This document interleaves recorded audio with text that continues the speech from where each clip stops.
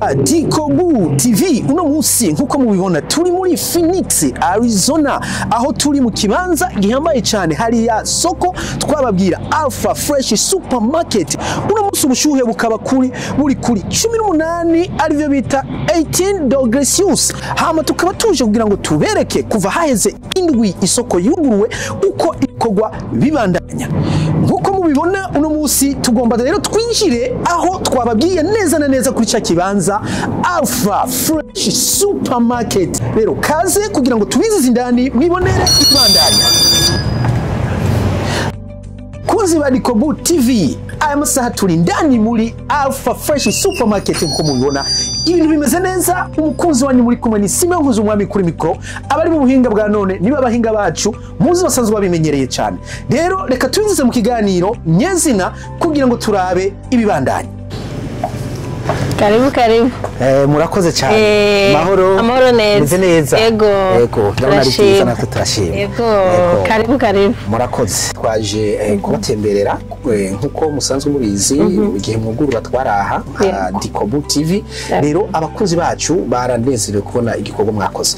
Haraheze indwi tubonye iki gikorwa caruguruwe tuje kubabaza mubandanya gute abantu baraza gusuma mubona business bandanya neza. Mu by'ukuri business ikomeje neza ibintu byose bimeze neza abantu baranukuri baradushigikiye ujya munsi ibintu byagenze neza kandi bikomeje kugenda neza dukomeje kubona abantu ama nka wewe wakiye gute iyi soko maze kubona yuguruwe n'abantu babutembera batandukanye mbega nkuko twavuze ko ari iyo muri Afrika haza abantu bameze gute abo mushoboye kuganira mubona ari ubwoko bw'abantu bameze gute Kenya Nigeria bose barashobora gushikaga abantu bose ubwoko bwose buramaze kuza Abanyarwanda abarundi abakongomani bose baraza ndetse nabo muri West Africa hari abaza bava muri Nigeria muri Ghana muri Sierra Leone bose baramaze kuza kandi turabona yuko badushigikiye kandi bimeze turi mu mpera z'umwaka rero aho tuzi yuko abantu benshi bapfunguje ibiciro abandi nabo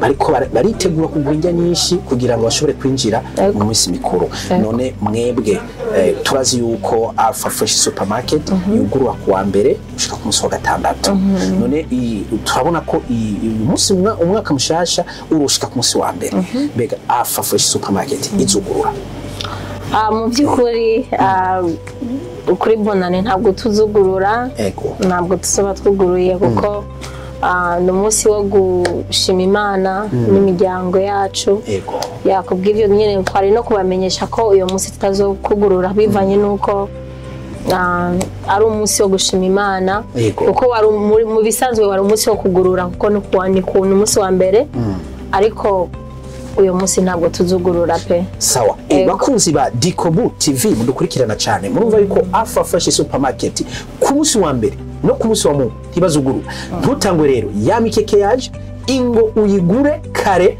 umunsi wa mbere ntuzuhavubura ivyo teka murakoze cyane kutumenyesha iyo nkuru hama rero turabona hari abantu benshi baryohewe no kugurura iyi soko nkuko natwe twabibonye turabona bimwe biza vyanaheze mu iduka atari banga bigenda gute kugira ngo ingeze mu by'ukuri abantu barakomeje kudushigikira abantu n'ukuri harabaza bakagura ibintu bitari bike tukabona kabisa ko badushigikiye kandi bakatubwira ati turakeneye n'ibi bintu ntabwo tubibona tukabizana bakaza kugura mu by'ukuri turabona ko abantu nyine baraza bagasuma kuko ni ibintu bakunda kandi ibintu bakeneye neza cyane wow turabashimiye rero kuko kuri aka kanya muduhaye twagumye gushika tubatemberere kuko indwi heze ni nka zibiri mukora abantu benshi baguma babaza ati tukeneye kubona ko ya soko indya zikirimo bacugurura bagikora none bisanze mugikora turabashimiye cyane ko mwatwakiriye hama twabonye abakiriya banyu baje gusuma reka tubahe ikaze nabo tubabaze nyene banezerwa n'izifungwa za murakoze. Amahoro amahoro mumeze neza cyane. Muvuga ururimi ruki? Yewe mvuge Kiswahili. Mnaongea Kiswahili? Yeah, naongea Kiswahili. Mimi natoka Afrika. Mimi ni Mwafrika. Ninakuta hapa Alpha Fresh Supermarket. Naona mnahemea vitu vingi sana. Kwa nini umependa kuja Africa Supermarket? Nimekuja hapa kwa sababu hii soko ni soko ambayo ina muonekano wa kipekee zaidi. Kwa sababu naona kuna chakula ambacho nimekuwa na kitaji sana, alafu kwa hamu kubwa sana. Kama hii samaki. Ni samaki ambayo naipendaka sana. So nilipoona wameipost nikasema siwezi nikaiacha. Nikaja mara moja kuja kuichukua. Alafu nikaona wakuku hao.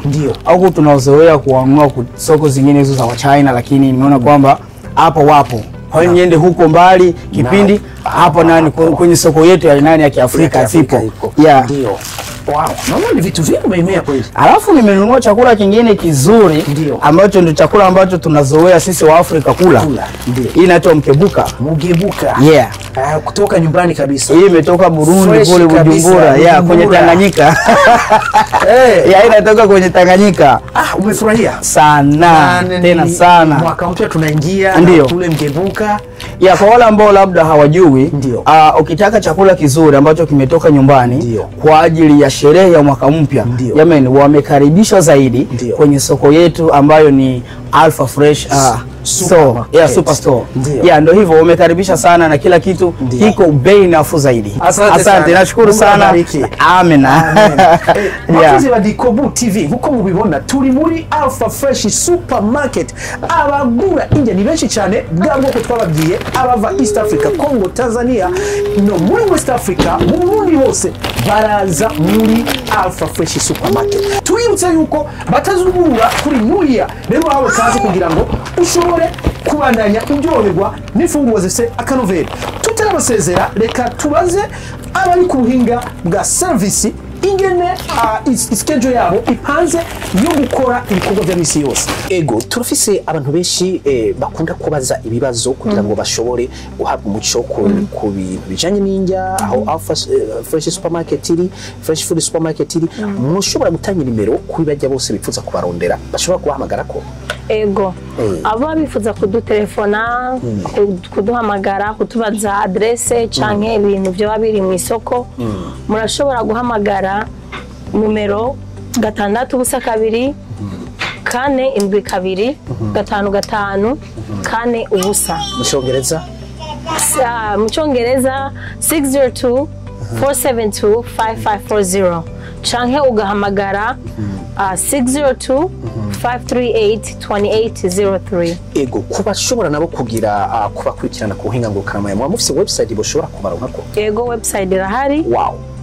Nayo akaba ari www.alphafreshfood.com. Bakunzi murumva yuko no kuri website mushobora kuronka Alpha Fresh Supermarket. Cyanyuma twagomba kubabaza twagomba mugire ico mugiye abakunzi ba Alpha Fresh Supermarket. Mu by'ukuri icyo dushaka kubwira abakunzi ba Alpha Fresh Food nuko turabashimiye mu by'ukuri cyane gose bivuye ku mutima.